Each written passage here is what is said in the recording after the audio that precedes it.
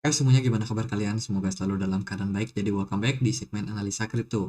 Teman-teman, di video kali ini kita akan bahas OP ya, atau optimism sesuai dengan requestan dari Ju Michael. Oke, kita akan coba untuk lihat OP hari ini diperdagangkan di kisaran Rp24.000. Hari ini terjadi penurunan harga sekitar 3,4%, teman-teman. Jika kita perhatikan, OP ini adalah sebuah project layer kedua dari Ethereum. Supply-nya itu supply maksimum sekitar 4,2 miliar koin, sementara yang beredar itu baru 335 juta saja, which is baru 7,81%. Harusnya sih dengan jumlah koin beredar yang sedikit ini, OP harganya cenderung lebih mudah untuk diangkat untuk naik. Jika kita perhatikan dari bagian ya mereka punya data ya di sini ya soal distribusi token atau tokenomiknya. Kalau kita perhatikan OP ini ekosistem fund-nya cukup besar sekitar 25%. Cuman airdrop-nya ini cukup tinggi juga sekitar 19 persenan, teman-teman. Sangat banyak ya. Makanya di awal rilis OP ini ada sedikit penurunan yang terjadi. Bikin shock juga sih sebenarnya. Kenapa? Karena terlalu banyak nih airdrop yang dibagikan sampai 19%. Sisanya ada core kontributor sekitar 19%, investor awal yang baru masuk itu sekitar 17%, kemudian ada RPGF. Ini aku kurang tahu juga apa maksudnya. Itu punya kepemilikan sekitar 20%. Nah, ini data yang cukup penting ya, soal kepemilikan dari wallet. Kalau teman-teman perhatikan, chart yang ungu ini, biru atau ungu ya, ya itulah pokoknya. Warna ungu ini itu adalah jumlah wallet yang punya optimism itu dari $0 sampai dengan $1.000. Paling banyak teman-teman, which is artinya retail, dikuasai oleh para retail. Kemudian ada sekitar sedikit, ini sekitar berapa persen mungkin kecil sekali, 3%-an ya teman-teman, itu dimiliki oleh wallet yang punya kepemilikan sekitar 1.000 sampai $100.000 optimism. Dan sisanya di atas 100.000 itu baru punya kepemilikan sekitar 0,09% saja. Jadi mayoritas dari pergerakan optimism itu banyak dimiliki oleh para retail, which is sebenarnya nggak terlalu bagus juga. Kemudian kepemilikan para paus atau whales itu terjadi penurunan yang sangat signifikan sejak Agustus 2022. Anjlok terus sampai hari ini, cenderung mengalami degradasi atau penurunan yang cenderung bertahap, meskipun nggak terlalu signifikan. Jadi kepemilikan whales sementara itu masih di 78%. Sementara investor-investor kecil, retail, dan yang lainnya itu masih sekitar 21% saja. Kemudian kalau kita perhatikan juga, optimism ini banyak dikuasai oleh crusher. Ini semacam peselancar gitu. Orang yang scalping, yang pindah-pindah scalpingnya itu lebih banyak mendominasi daripada perdagangan di optimism. Sementara para holdernya hanya 0,0001% saja, which is sangat-sangat kecil. Untuk pasar dari optimism itu bisa diperdagangkan di exchange besar seperti Binance, Coinbase, KuCoin, Bithumb, dan yang lainnya. Jadi bisa dibilang untuk likuidasi nggak ada masalah sih buat sekarang ini. Jadi itu data-data penting yang mungkin teman-teman perlu untuk ketahui soal optimism. Jadi ada kalanya setelah kita melihat data ini, oh ternyata para retail yang lebih banyak mendominasi. Jadi udah harus hati-hati teman-teman. Oke, gimana dari segi penggunaannya? Ini kita lihat ya, bagian holder itu dimiliki oleh satu kepemilikan intensitas besar. Di sini sekitar 29%. Jadi kepemilikannya sekitar 1,2 miliar koin. Entah ini siapa. Terus yang kedua ini ada foundation, punya kepemilikan sekitar 26,9%, which is kalau kita lihat dari tokenomiknya, mana tadi tokenomik yang ini ya, berarti sekitar 29% itu mungkin dari ekosistem fund-nya teman-teman. Coba kita untuk cross check kembali, kita lihat ya apakah whales di sini itu melakukan penjualan. Oh nggak bisa ya guys, biasanya tuh bisa didetect nih chartnya. Coba kita klik ya, mungkin kita bisa dapat informasi di dalamnya. Di sini ada transaksi terakhir yang dilakukan oleh Wheels dengan kepemilikan pertama. Dia melakukan transaksi sekitar 1 tahun yang lalu. Jadi bisa dibilang wallet yang paling atas ini nggak terlalu aktif dalam hal perdagangannya. Kemudian kalau kita lihat dari foundation juga, foundationnya terakhir kali melakukan transaksi itu 19 jam lalu. Ini cukup aktif ya dalam hal trading atau melakukan transaksi. Ya itu sih beberapa data, sisanya dimiliki oleh wallet-wallet kecil teman-teman. Ini ada pembagian airdrop 1%, 1 sekian % yang ada di wallet airdrop mereka. Kemungkinan masih bisa untuk di-share buat kedepannya. Ini website resminya Optimism, dia memang tujuannya buat meningkatkan skalabilitas dari Ethereum. Jadi Ethereum kita tahu dia selalu dibayang-bayangi sama yang namanya trilemma blockchain, di mana Ethereum memilih decentralized and secure. Makanya blockchain Ethereum itu salah satu yang paling sulit untuk ditembus.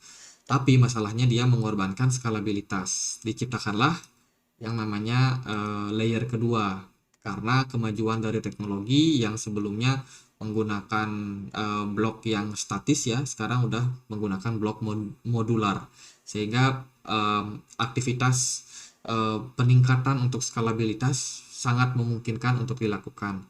Jadi Optimism salah satu yang bisa menjadi solusi, dimana kalau teman-teman melakukan transaksi bisa juga nih menggunakan bantuan dari Optimism supaya transaksi kalian lebih murah, kemudian juga lebih cepat di jaringan dari blockchain Ethereum. Sekarang on-chain value-nya udah sampai 2 miliar US dollar teman-teman, jadi sangat-sangat tinggi ya. Kemudian juga gas fee yang berhasil diselamatkan itu sekitar 3 miliar US dollar, jadi bisa dibilang sangat-sangat hemat untuk penggunaan daripada OP ini. Tagline-nya super chain. Oke, kalau dari news gimana? OP terakhir dia ada upgrade yang mereka kasih nama apa, Bedrock ya kalau nggak salah. Jadi ada upgrade Bedrock, ini dirilis di 16 Mei teman-teman. Membutuhkan maintenance sekitar 4 jam ya, 2-4 jam. Harusnya sih sekarang udah selesai karena hari ini tanggal 22 Mei. Jadi Bedrock, upgrade Bedrock, apa saja keunggulannya? Kalau kita lihat dari website dari Pintu, pada hari peningkatan transaksi setoran dan juga penarikan akan tersedia selama downtime atau rantai OP mainnet tidak berkembang. Kemudian secara singkat, OP merupakan solusi skalabilitas Ethereum yang dirancang untuk meningkatkan kecepatan dan juga efisiensi transaksi. Bedrock sebagai upgrade terbesarnya diharapkan dapat memperkuat posisi Ethereum dalam kompetisi layer kedua. Terus menurut laporan, Bedrock dirancang untuk membawa sejumlah peningkatan signifikan, termasuk peningkatan kecepatan transaksi, kapabilitas, dan untuk menangani volume transaksi yang lebih besar. Ini diharapkan dapat memberikan pengalaman yang jauh lebih baik untuk pengguna Ethereum.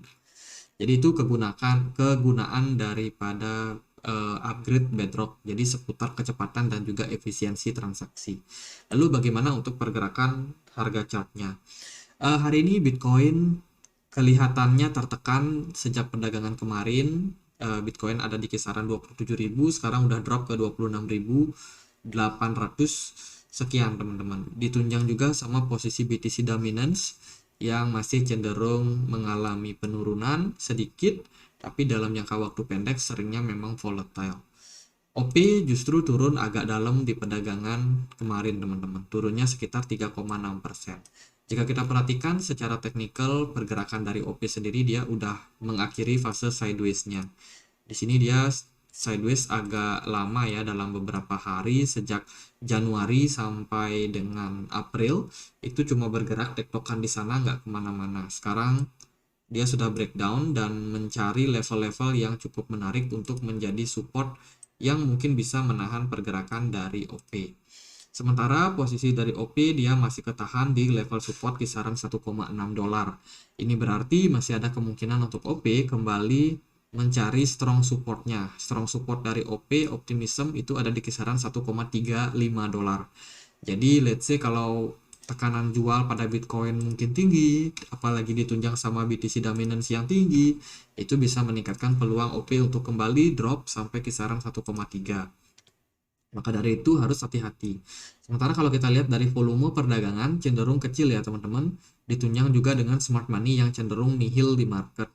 Dengan kata lain, bisa dibilang perdagangan dari OP cukup didominasi oleh para retail. Tadi kita udah cross-check juga soal data yang ada di FOMC, bagaimana retail itu sangat-sangat mendominasi. Bahkan Wells itu udah exit sejak Agustus 2022 sampai hari ini, terus melakukan penjualan dengan nominal yang kecil. Ada apa nih? Apakah optimism udah kemahalan harganya atau bagaimana?